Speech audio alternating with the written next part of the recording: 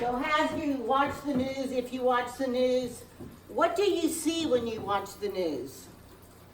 Are you seeing the devastation or the chaos, the conflict?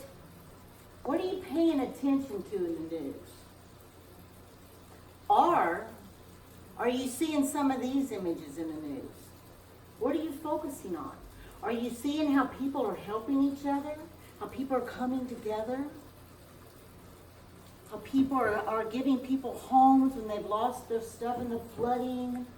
When schools are being shot, people are coming in and shooting the children. What's happening in all of this? What are you focusing on and paying attention to? Because if we are going to look at our principles here at Unity, what we're paying attention to, we are fueling it. We are creating more of it. So if you watch the news, look at the good that's happening through all of the other stuff. Change your feeling about it, your perception about it. Turn that frown into a smile and see the good that's taking place. See that things are breaking up. The chaos is breaking up, so it has to come to the surface. It's the only way for it to break up and to dissipate. So we as light workers are to pay attention to that light, to the kindness, the loving kindness. That's an action step. Pay attention. Let us not love with words or speech, but with actions and in truth. 1 John 3:18. But with action and in truth. What is your truth? If you're a Unity student, you are made in the image and likeness of God. Your truth is that you are innately divine, that you have the principle of the Christ nature within your being. That is your truth. So to take that action, do we play small and show up less than that with others? Or do we rise and be large in that divinity and take the action to show that to others, that they might be attracted to that? That you may give them hope to know, I don't have to think or feel this way. Take that action within yourself and in turn with others. So we're going to talk today about some of the feelings that we go through when we're dealing with people. Pity, you're just acknowledging their suffering, nothing involved in the pity. Sympathy is when you care about their suffering, when you actually understand that they're suffering. That's why we give sympathy cards, because we understand if someone's father passes away, we understand that that person is going through suffering and pain. So we let them know that I care and I understand. Empathy is when you actually feel the suffering. Have you ever seen someone maybe slam a finger in the door or slam a car door on their hand, and sometimes you even may feel the pain that they're experiencing? That's empathy. Or you use your imagination about how that would feel if you did that. And what that would feel like. That's empathy. You take on the feeling. We have empaths, and I am one of them. And we have to be careful not to hold on to other people's suffering and pain. That's empathy. But what we're going to talk about today is compassion. It's where you want to take the action to help them in their suffering, to help relieve their suffering. It's an action of love. It's an action of one of your powers, that you are a compassionate, beautiful soul. Because you're an example of Jesus, right? We're all innately that Christ presence. So compassion is the action. It's not holding on to the pain. It's taking the next step to be compassionate to somebody from that place within you. And that's where it starts. If your compassion does not include yourself, it is incomplete. If you are not being compassionate and loving to yourself, how can you even know what that is to somebody else? What if somebody came to you, a friend of yours, and they were suffering in great pain and had this terrible loss? What would you say to that person? Would you support them and love them and be there for them and tell them it's going to be okay and let me give you a hug, I love you? That's what we would do to ourselves. So ask yourself, what would I do if I'm suffering, if I'm going through pain and turmoil in my life? If someone came to me in that capacity, what would I say to them? And then do that for yourself. Because we forget to be present with ourselves. We forget to put ourselves first because of our false programming, right? We've been programmed not to believe that way. To care and think about everybody else. Love thy neighbor as thyself. It's all through the Bible to love ourselves. If you're doing it from a place that is not authentic and complete within you, it cannot be complete outside of you. It cannot be complete outside of you. I'm finally, for the first time, learning how to be compassionate to myself, forgiving myself for all the terrible things that I've done to keep myself unhealthy. Every action I take now, I'm stopping to pay attention to this. I'm trying to think, well, what is the most compassionate thing to do for Lisa? What is the most loving kindness thing that I can do for me? So that I can be that example, so that I can be that Christ, so that I can show up in the world as that light. Is it always easy? No. It can be very uncomfortable. We were talking this morning about how uncomfortable that can be for us. Because we have to deprogram ourselves. We have to remove what doesn't serve our highest good. And I've done that over the last month, and it has been one of the most, it almost makes me want to cry now. It's been one of the most painful things that I've had to do. But in doing it, I've become lighter. I'm even shedding weight because of it. Because I've packed this stuff around me all these years, holding other people up, carrying them on my back, enabling them, and being small in their presence. Because I didn't want to feel righteous over them. And did that help them? No. So as I went through this, I was feeling very miserable one night, crying about it, grieving over it, because you want to allow yourself to feel it. You want to allow yourself to grieve. You want to experience it so that you can release it. Because until you do, like I've told you 1,000 times, it will keep coming back around. So as I'm sitting there wallowing in all of it, I'm like, what can I do?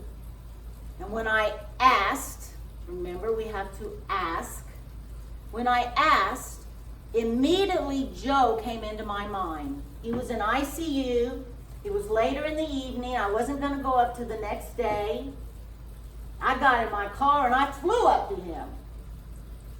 Because it took me out of that to where I could be compassionate to somebody. It connected me with someone else. And it brought such a smile to my face when I walked in and saw him. And he was in ICU and had just finished a cheeseburger. And it relieved me from my pain because I lovingly became compassionate compassionate towards somebody else. And the release is beautiful. So when we get into that place, you might think about that the next time something like that happens to you. What if someone else needs you to show up in loving kindness and compassion? It's not to negate what you're going through.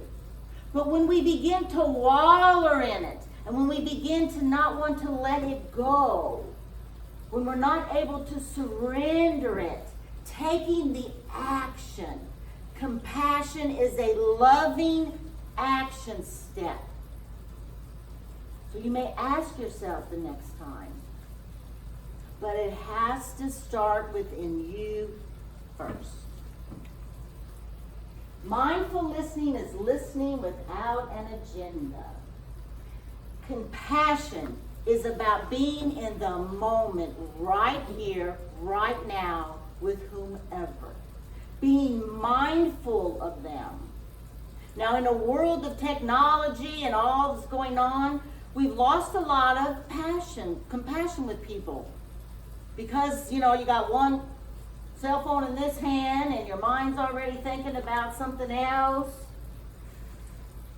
And Jesus says, if you have ears to hear, listen. Listening is an action step. And compassion is a mindful action step. To literally hear every word they're saying. To be totally and completely present with them. Have you been with someone before that you've been suffering and trying to share what you're going through and knowing that you can tell when someone's not listening? You can tell when they're not present with you. And I've lost some friends over that because they're so into their phone that they don't really want to be present there with me at that time. So I don't take the time out to be present with them because I want someone to be present with me too. So being mindful when you're with somebody that needs you to be present and listening to you. Compassion is connection. It is what connects us to each other. You are not connecting with somebody if you are not mindful of that present moment with them. And it's a practice. A lot of us, doesn't come easy to sit there and be totally there without giving them advice, without trying to fix them. I've tried to fix so many people in my life over the years. It doesn't work, guys. And it just makes both of you miserable. They're not there for you to fix them. They're there for you to connect to them from a heart level, from a level that's divine, that's loving, that's an action, that moves that energy, that raises that vibration up. Connecting to them. Total, complete connection. And how can you know what they're going through if you aren't listening to them? Have you ever sat there going, not hearing a word they're saying? They're just like appeasing them.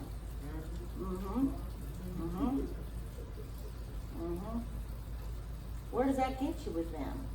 You've not connected to them. There's no love flowing through you to them and back. There's no compassion there.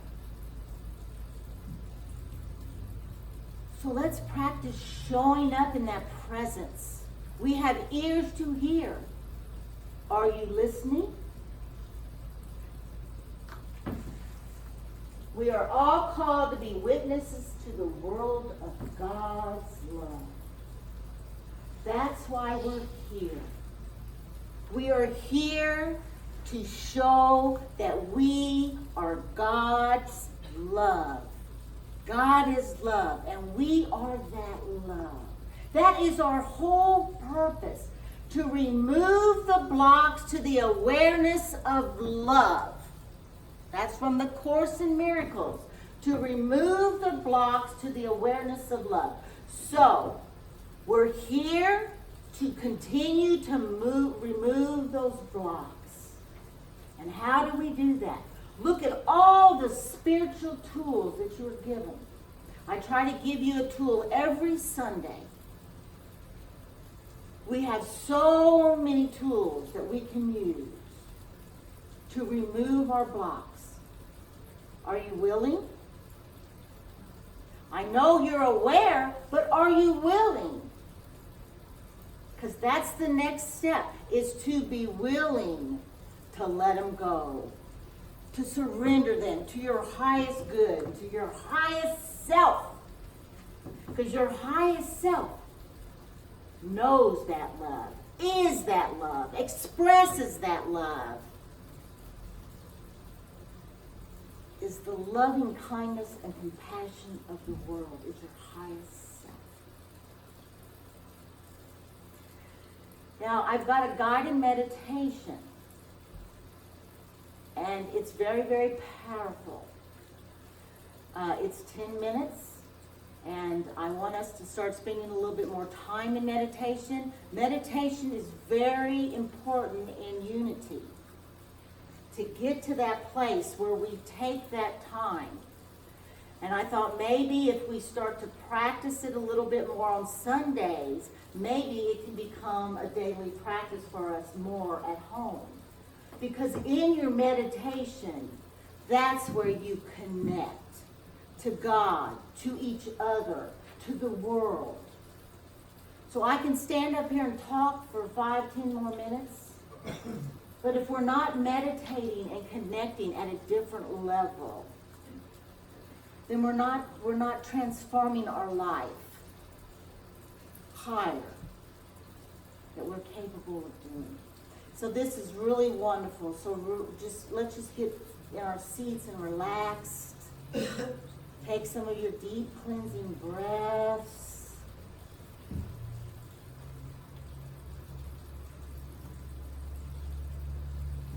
Feel any tightness anywhere, let's release that now. Let's breathe into that area and release that right now.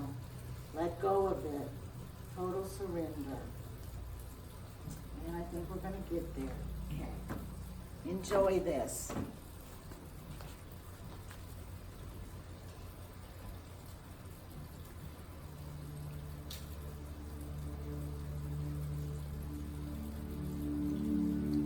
Allow yourself to get comfortable. Relax your shoulders. Relax your eyes. Relax your jaw. You can be seated or lying down for this meditation. Today we'll be exploring metta, or loving kindness.